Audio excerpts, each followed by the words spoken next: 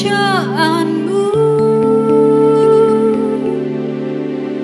Ku ucapkan berkat atas Indonesia, biar kemuliaan Tuhan akan nyata bagi bangsa ini. Kami berdiri dan membawa doa kami kepadamu. Sesuatu yang besar pasti terjadi dan mengubahkan negeri kami. Hanya namamu Tuhan ditinggikan atas seluruh bumi.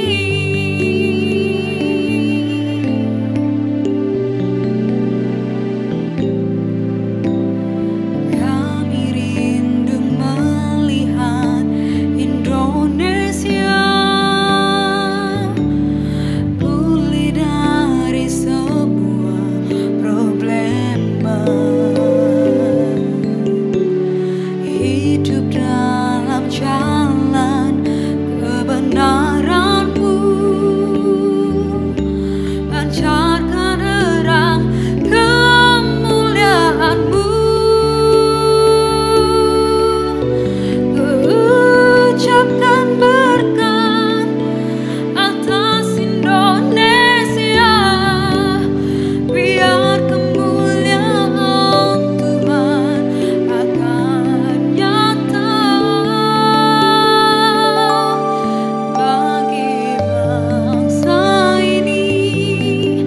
Kami berdiri dan membawa doa kami kepadamu. Sesuatu yang besar pasti terjadi dan mengubahkan negeri kami. Hanya namamu Tuhan ditinggikan atas seluruh bumi. Kami tahu hati-Mu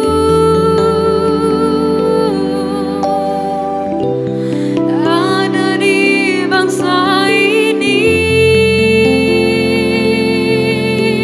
Oh, bagi bangsa ini kami berdiri dan membawa doa kami kepadamu. Sesuatu yang besar pasti terjadi dan mengubahkan negeri kami. Hanya namamu Tuhan ditinggikan atas seluruh bumi. Hanya namamu Tuhan ditinggikan atas seluruh bumi.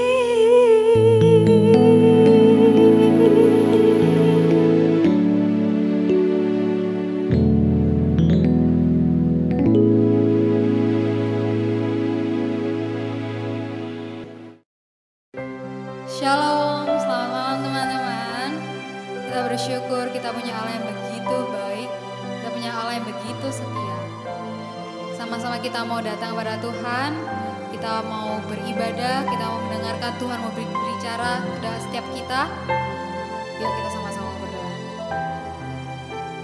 Tuhan, kami sangat mengucap syukur dan terima kasih Tuhan untuk kasih-Mu, untuk kesetiaan-Mu buat kehidupan kami. Kami mau naikkan ucapan syukur kami padamu Tuhan. Kami bersyukur kami mempunyai Allah yang begitu sempurna, Allah yang begitu berkuasa. Kami percaya Tuhan bahwa apapun yang sedang kami hadapi saat ini Tuhan, semua di dalam kendali-Mu. Tuhan, kami percaya bahwa hikmat-Mu lebih dalam, lebih luas dari apapun juga yang ada di dunia ini Tuhan. Maka dari itu kami mau menyerahkan kehidupan kami ke dalam tangan-Mu Tuhan. Biarlah Engkau yang mengubahkan setiap hati kami Tuhan. Biarlah hidup kami menjadi semakin hari semakin berkenan di hadapan-Mu Tuhan. Terima kasih Tuhan, kami mau menyembah-Mu malam hari ini Tuhan. Terima kasih Yesus.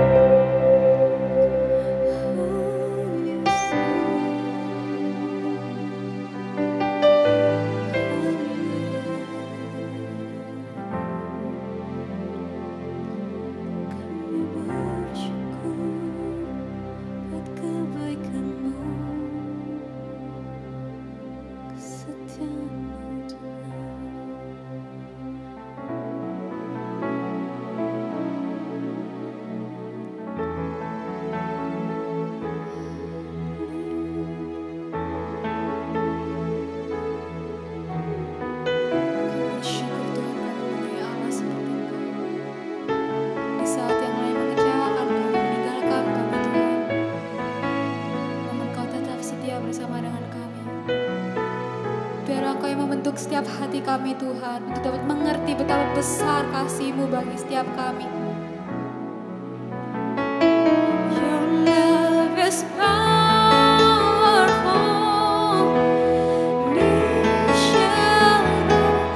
Your love is mighty, and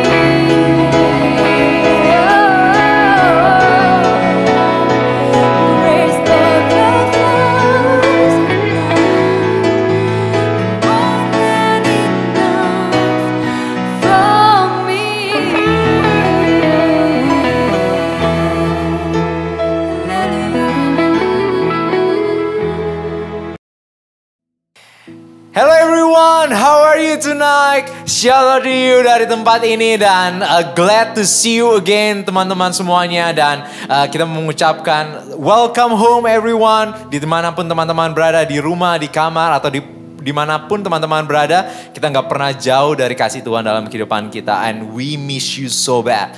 Dan by the way, are you excited untuk mendengarkan firman Tuhan malam hari ini? Mari kita tundukkan kepala dan kita berdoa sama-sama. Kami bersyukur Tuhan untuk kebaikan-Mu dalam kehidupan kami sampai hari ini. Dan kami mau mendengarkan firman-Mu dalam kehidupan kami Tuhan. Kami percaya bahwa malam hari ini Engkau mau berbicara sesuatu melalui firman-Mu kepada kehidupan kami Tuhan. Dan kami siapkan hati kami buka hati kami lebar-lebar. Buka telinga kami menjadi seorang murid di bawah kaki-Mu. Dan kami mau belajar Tuhan untuk merendahkan diri kami, untuk belajar melakukan firman-Mu di dalam kehidupan kami. Dan biarlah ini boleh berbuah berlipat kali ganda di dalam kehidupan kami. Dan di dalam nama Tuhan Yesus kami berdoa sama-sama. Haleluya. Amin. Enjoy everyone. God bless you. Shalom, senang sekali boleh bersama-sama dengan saudara semuanya. Sekalipun kita belum bisa berjumpa secara langsung, belum bisa bertatap muka secara langsung, tetapi kita bersyukur karena adanya teknologi sehingga memungkinkan kita untuk masih tetap bisa mengakses firman Tuhan, mendengar firman Tuhan, kapanpun dan dimanapun kita berada. Nah, sebelum kita sama-sama mendengar lebih lanjut tentang kebenaran firman Tuhan, mari sama-sama berdoa dengan saya. Mari berdoa. Tuhan, kami bersyukur, berterima kasih karena kebaikan Tuhan yang luar biasa dalam hidup kami. Bahkan di tengah situasi seperti apapun yang Tuhan izinkan terjadi, kami masih punya kesempatan mendengar firman Tuhan yang menjadi pengharapan dan kekuatan tuntunan untuk kehidupan kami. Itu sebabnya setiap kami semuanya, hamba-Mu yang menyampaikan, seluruh jemaat Tuhan yang mendengar, kami sama-sama mau tunduk takluk di bawah otoritas firman Tuhan. Itu sebabnya ya Tuhan, tuntun kami, arahkan hidup kami, bahkan tegur kami melalui firman Tuhan, supaya hidup kami ini berjalan sesuai dengan kebenaran firman-Mu. Terima kasih Tuhan, di dalam nama Tuhan Yesus. Haleluya. Amin. Saudara yang dikasihi Tuhan, saya ingin mengajak saudara untuk memikirkan satu hal yang penting sekali. Di mana waktu saya memikirkan hal ini, saya menyadari ada banyak hal yang perlu untuk saya tata ulang. Terutama di tengah situasi yang ada sekarang ini. Itu sebabnya firman Tuhan pada waktu ini berjudul Push the Reset Button. Tekan tombol reset di dalam hidup kita. Supaya kemudian kita mengalami pembaharuan akal budi, kita mengalami pembaharuan batiniah kita, sehingga seluruh aspek hidup kita boleh diperbaharui, di-reset ulang, agar tidak berjalan sesuai dengan kemauan kita, tetapi berjalan sesuai dengan kehendak Tuhan. Tahukah saudara, Alkitab menunjukkan kepada kita bahwa ternyata pasca kejatuhan manusia di dalam dosa, maka dosa itu mendistorsi semua unsur dalam hidup manusia. Tidak ada satupun di dalam diri manusia yang tidak terdampak, tidak terdistorsi oleh dosa. Titus pasal 1 ayat 15, Titus pasal yang pertama ayat yang ke-15 berkata demikian. Bagi orang suci, semuanya suci. Tetapi bagi orang najis dan bagi orang tidak beriman, suatu pun tidak ada yang suci. Karena baik akal maupun suara hati mereka najis. Bayangkan, akal yang menjadi pusat pikiran, suara hati yang menjadi pusat perasaan kita, itu pun najis. Jadi teman-teman yang dikasihi Tuhan, saudara yang dikasihi Tuhan, kalau akal dan hatinya sudah najis, maka apa yang bisa keluar dalam diri manusia yang tidak menghasilkan kenajisan semata-mata? Itu sebabnya Kejadian pasal yang ke-6 ayatnya yang ke-5 memberitahu kepada kita bahwa kecenderungan hati manusia itu adalah membuahkan kejahatan semata-mata. Bayangkan, kecenderungan hati manusia membuahkan kejahatan. Nah, kalau kita perhatikan juga di Mazmur pasal 51 ayat 7, di sana juga dikatakan kita ini bahkan dikandung di dalam dosa. Yesaya 64 ayat 6 berkata lebih jelas lagi, kesalehan kita, saya ulang sekali lagi, kesalehan kita itu pun hanya seperti kain kotor di hadapan Tuhan. Kalau kesalehannya seperti kain kotor, apalagi kesalahan kita. Itu sebabnya saya mengajak kita semuanya untuk memikirkan ulang tentang kehidupan kita. Dan akhir dari semuanya ini, saya akan mengajak kita semuanya untuk berani menekan tombol reset dalam hidup kita. sehingga kita menata ulang kehidupan kita semuanya. Apa yang menjadi bukti bahwa kita perlu menata ulang kehidupan kita? Karena ternyata begini, oleh karena dampak dosa, maka setiap orang itu dibesarkan dalam lingkungan yang tidak ideal, dididik oleh, orang-orang yang juga tidak ideal. Yang ketiga, menyerap segala hal yang juga tidak ideal. Oleh karena seluruh dunia ini tidak ideal karena dampak dosa. Akibatnya apa? Kita kehilangan figur yang bisa kita teladani. Saya tahu bahwa ada banyak orang yang baik secara relatif. Tapi tahukah saudara, tidak satupun orang yang benar-benar sempurna untuk kita teladani. Oleh karena semua manusia telah jatuh dalam dosa, semua manusia telah kehilangan kemuliaan Allah. Dalam teologi ini disebut dengan total depravity atau kehancuran total. Maksudnya adalah bukan berarti manusia telah berada dalam intensitas kejahatan, kebejatan yang paling ultimate. Tidak.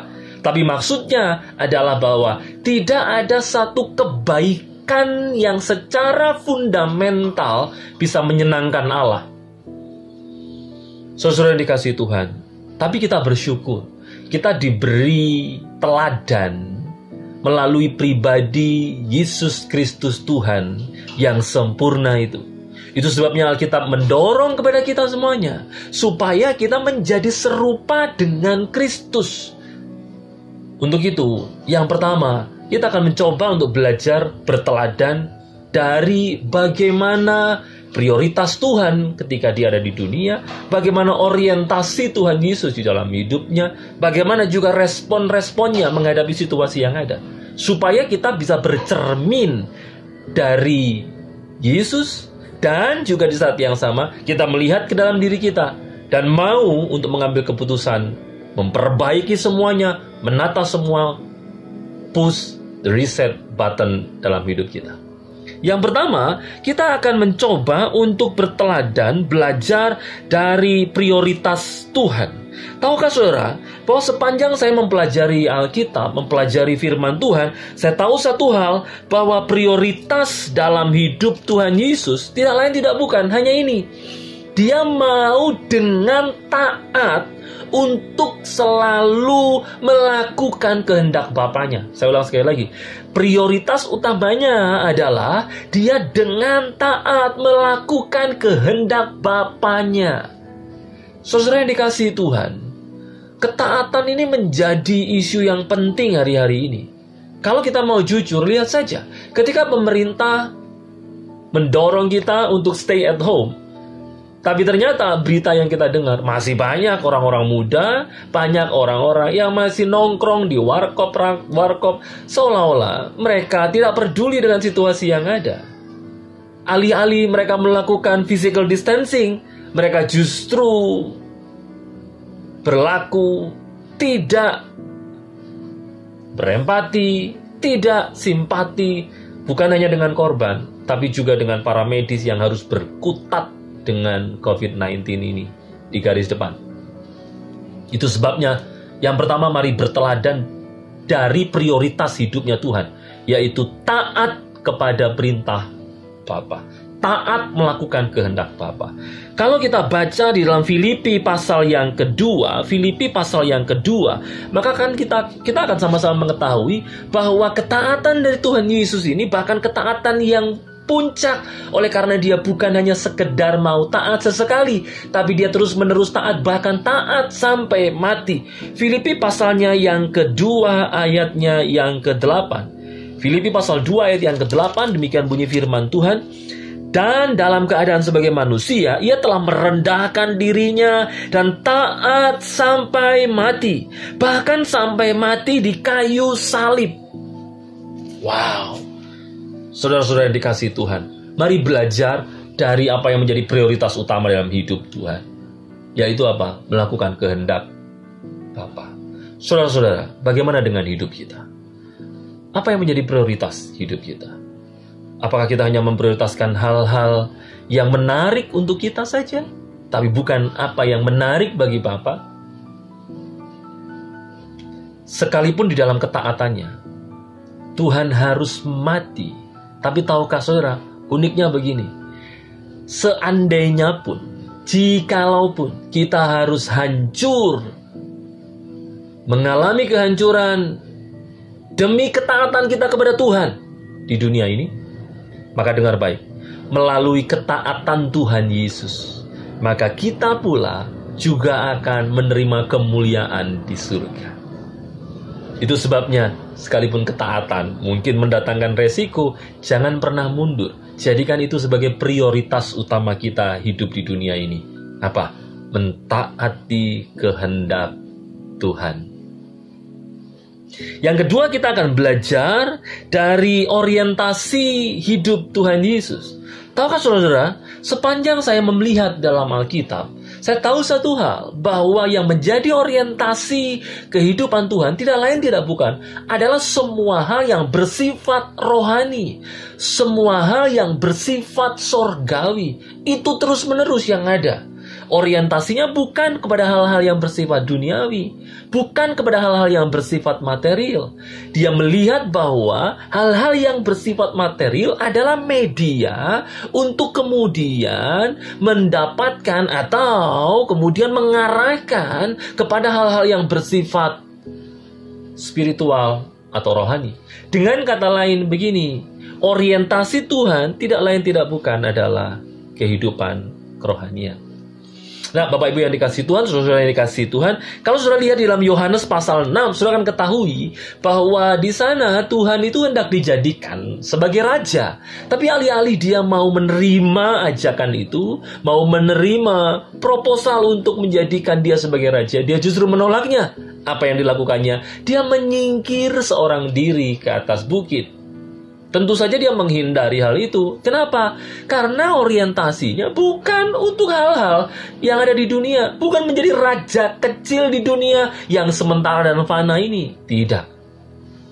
Orientasinya adalah perkara-perkara yang rohani.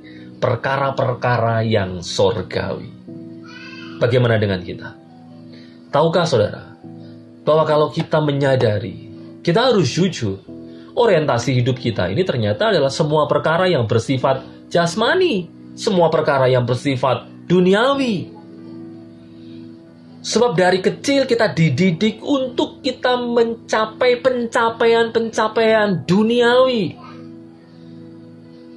Ibu-ibu kadang-kadang menimang anaknya sambil bersenandung. Nah, besok pinter ya, supaya jadi dokter, agar bisa beli helikopter, muter-muter, dan itu saja. Jadi rupanya dari kecil pun kita sudah dicekokin dengan semua hal-hal yang bersifat jasmani dan duniawi. Seolah-olah kalau kita nggak kaya, kita nggak berhasil. Seolah-olah kalau kita nggak sukses, kita nggak berhasil. Akibatnya apa? Wawasan dunia kita, orientasi kehidupan kita hanya berkutat kepada perkara-perkara yang jasmani dan duniawi. Tapi mari berteladan kepada Tuhan Yesus. Saudara, tahukah saudara bahwa kegagalan yang paling puncak dari hidup jasmania adalah kemiskinan. Tapi kalau saudara pahami, kepastian dari kegagalan kehidupan rohani adalah kematian kekal di surga. Saya ulang sekali lagi. Kemungkinan paling besar dari kegagalan hidup jasmania kita adalah kemiskinan. Tapi kepastian dari kegagalan hidup rohania kita adalah kematian kekal di neraka. Nah, teman-teman yang dikasihi Tuhan, saudara yang dikasihi Tuhan, saya berharap melalui orientasi hidup Kristus, kita juga bisa memperbaiki orientasi kehidupan kita. Supaya jangan hanya berorientasi kepada perkara-perkara yang bersifat jasmani, tapi berorientasi juga kepada perkara-perkara yang bersifat rohani dan sorgawi.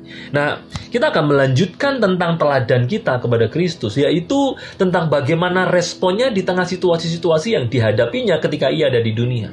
Yang pertama, kita akan belajar dari bagaimana respon Tuhan pada saat dia dipuja. Kalau saudara perhatikan di Matius pasal yang Matius pasal yang ke-21 ayat yang ke-8 sampai dengan yang ke-11, saudara akan ketahui di sana bahwa ada banyak orang yang memuja-muja Tuhan Yesus. Mereka bersorak-sorak, Hosana, Hosana. Bahkan kemudian mereka meletakkan daun-daun di tengah jalan yang hendak dilalui oleh Tuhan Yesus ketika ia hendak masuk ke Yerusalem. But you know what? Lihat respon Tuhan di tengah pujaan itu. Dia bukannya terlena oleh karena pujaan. No. Sebab, tahukah saudara, bahwa kalaupun orang-orang itu tidak memuja dia, dia tetap Tuhan. Batu-batu, bahkan dikatakan di Lukas pasalnya yang ke-19 ayat ke-40, itu akan berteriak memuji Tuhan. Dengan kata lain begini, mari belajar. Ketika di dalam situasi di mana dia dipuja-puja, dia tidak terlena dengan pujian. Dia tidak terlena hanya gara-gara dipuja oleh manusia. Kenapa begitu? Karena begini, kalau orang mudah terlena karena dipuji, saya khawatir orang ini juga mudah untuk jatuh ketika ditolak. Saya ulang sekali lagi, kalau kita mudah terlena saat dipuji, saya khawatir kita mudah terjatuh pada saat kita ditolak. Karena begini, barang siapa mekar hanya karena dipuji, dia bisa saja terkapar hanya karena dicaci. Jadi mari berteladan kepada respon Tuhan di tengah setiap pujian. Dia tetap melakukan panggilannya. Kenapa demikian? Karena pasca dia dipuji-puji, dia masuk ke dalam bait Allah, dan apa yang dilakukannya memporak-porandakan orang-orang yang berjualan di sana, membalik meja-meja penukar uang. Pertanyaannya begini, kalau dia hendak menikmati pujian manusia, maka saya pikir dia akan berlaku aman-aman saja. Dia tidak akan melakukan hal-hal yang bisa memungkinkan orang-orang tidak lagi memuja dia. No, tapi dia tidak lakukan itu. Dia melakukan kebenaran, melakukan apa yang harus dia lakukan. Tidak peduli apakah orang memuji dia atau tidak. Jadi kita bisa berteladan dari bagaimana responnya di tengah pujian. Bagaimana dia juga bisa diteladani di dalam responnya di tengah cemoohan. Saudara yang dikasihi Tuhan, kita tentu sadar bahwa Tuhan ini juga pernah ditolak. Pernah. Kalau saudara lihat di dalam Yohanes pasal 6 ayat 60, lalu ayat 66 dan ayat 67, kita akan ketahui di sana bagaimana murid-muridnya itu, orang-orang yang mengikuti dia itu, banyak yang mengundurkan diri daripadanya, meninggalkan dia. Tapi tahukah kalian, responnya Tuhan Yesus menarik. Dia justru berkata kepada semua yang ada, kepada sebagian yang ada, murid-muridnya itu, berkata begini, tidakkah kalian mau untuk bersama-sama dengan mereka pergi meninggalkan juga? Artinya apa? Kalau dia tidak terlena karena dipuja, dia juga tidak terjatuh hanya karena ditolak. Sekali lagi, dia tidak terlena karena dipuja, dan dia juga tidak terjatuh hanya gara-gara ditolak. Saudara, menurut saya begini, jauh lebih baik kita ditolak oleh manusia loh, ketimbang kita ditolak oleh Allah. Jauh lebih baik kita ditolak oleh manusia ketimbang kita ditolak oleh Allah. Itu sebabnya teman-teman yang dikasihi Tuhan, mari sama-sama memikirkan tentang bagaimana respon Tuhan di tengah situasi itu dan belajar darinya. Ketika dia menderita, dicaci maki, dicemooh, kalian tahu responnya? Wah, menarik sekali. Saudara, kita tidak akan pernah tahu tuh. Kita tidak akan mungkin bisa belajar dari bagaimana teladan dia di tengah cemoohan dan penderitaan jika kita belum benar-benar mengalami hal itu. Itu sebabnya banyak para rasul itu berkata bahwa mereka bersyukur karena apa? Diberi kasih karunia untuk merasakan penderitaan Kristus. Karena dengan cara itu mereka benar-benar memaknai penderitaan Tuhan, pengorbanan Tuhan. Bayangkan, ketika dia dicemooh waktu dia di dalam perjalanan menuju salib itu, pasca dia disiksa, pasca dia dianiaya itu, tahukah saudara, banyak orang mencemooh.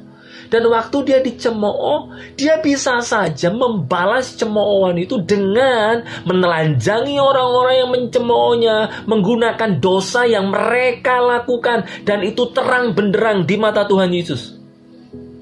Bisa. Tapi alih-alih Tuhan membalas dan melakukan hal itu, dia justru berdoa memohonkan pengampunan kepada mereka. Di situ kita harus belajar tentang bagaimana responnya di tengah penderitaan, di tengah cemoohan. Saudara, kita juga bisa belajar tentang bagaimana respon Tuhan ketika dia akhirnya bangkit. Waktu di dalam proses penyaliban, saudara tentu tahu, tidak ada satu orang dekatnya yang stand up, yang berdiri lalu membela dia. Tidak ada. Murid-muridnya justru meninggalkan dia. Bahkan Petrus, salah satu murid yang paling dekat dengan dia, adalah murid yang bahkan mengkhianati dia. Yang bahkan tidak mengakui kedekatannya dengan Tuhan. Tapi pasca kebangkitannya, bukannya dia mendatangi murid-murid dan mencaci maki mereka karena sifat pengecut yang ada dalam diri mereka. Tidak.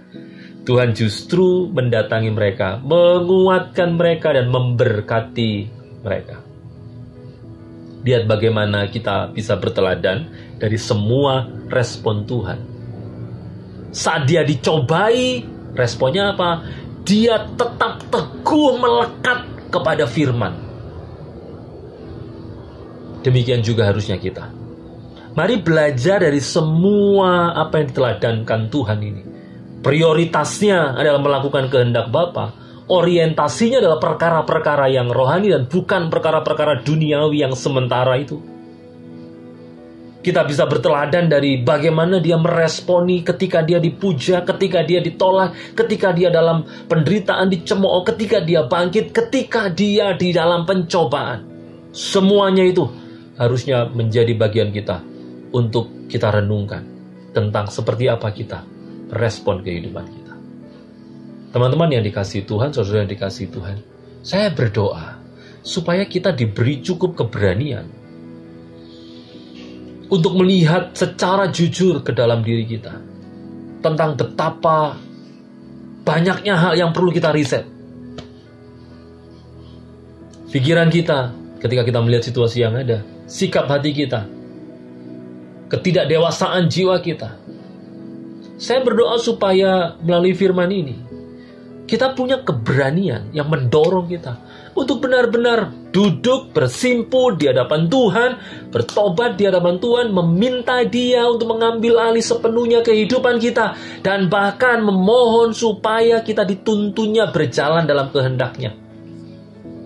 Hanya dengan cara itu, hanya dengan kita berkomitmen untuk resetting kehidupan kita, maka kita bisa menata hidup sesuai dengan firman Tuhan. Saya melihat banyak sekali tokoh-tokoh Alkitab yang melalui proses resetting ini, di mana mereka berani untuk tekan tombol reset dalam hidupnya. Contoh misalnya, ketika Paulus berjumpa dengan Tuhan di dalam Kisah Para Rasul pasal 19 itu, dia mengambil keputusan untuk apa? Reset hidupnya. Yang awalnya dia hendak menangkap pengikut Tuhan, menjadi orang yang bahkan memberitakan Tuhan. Coba lihat Ayub. Di dalam kondisi yang seperti itu, pada akhirnya dia mengambil keputusan untuk reset hidupnya. Itu sebabnya dia berkata, dulu aku hanya mendengar tentang Tuhan dari kata orang, sekarang aku melihatnya. Itu karena dia reset hidupnya, sehingga konsepnya diubahkan, sehingga pikirannya diubahkan, hatinya diubahkan. Yang awalnya dia mengalami pergumulan rohani yang berat, oleh karena dia tertimpa begitu banyak masalah di tengah kesalehannya, sehingga dia tidak terima juga. Tapi tahukah saudara, pada akhirnya pasca dia mereset kehidupannya, dia beroleh berkat yang luar biasa. Apa itu? Pengenalan akan Tuhan.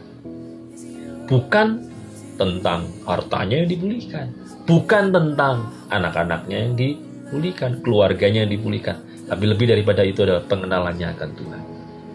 Jadi teman-teman yang dikasihi Tuhan, saudara yang dikasihi Tuhan, saya rindu untuk kita semuanya mengambil komitmen untuk kita menata ulang kehidupan kita. Supaya kemudian jiwa kita didewasakan. Supaya kemudian kita berjalan bukan lagi menurut apa yang kita maui dalam hidup kita, tetapi apa yang Tuhan kehendaki untuk kita lakukan dalam kehidupan kita. Percaya satu hal, bahwa kebahagiaan adalah milik orang yang tahu tujuan hidupnya, tahu prioritas hidupnya, tahu orientasi yang benar yang harus dilakukan, tahu tentang bagaimana merespon situasi yang ada. Dan hanya kepada Kristus kita berteladan mengenai semua hal itu. Saya berdoa melalui firman ini kita semuanya boleh diberkati.